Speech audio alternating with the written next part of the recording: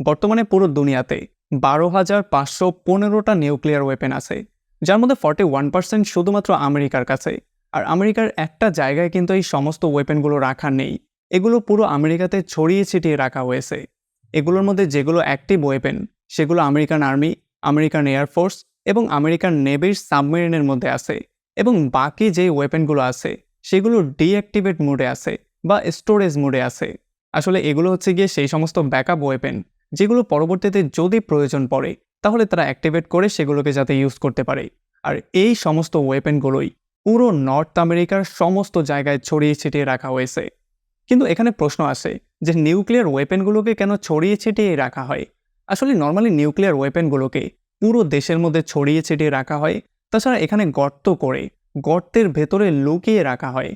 তাছাড়া যেখানে এই নিউক্লিয়ার ওয়েপেনগুলো রাখা হয় সেই ইনফরমেশনগুলো হয় খুবই সেন্সিটিভ জায়গা।